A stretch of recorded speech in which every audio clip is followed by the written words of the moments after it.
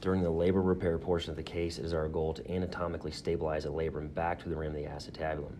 What is done here is the stitch is first passed through the labrum with what we call a mattress fashion to maintain the normal morphology of the labrum throughout the repair. Once the stitch is passed, a small drill guide is placed on the rim of the acetabulum behind the labrum. A small hole is drilled. Next, these sutures are connected to a small 2 millimeter anchor that is inserted into this hole.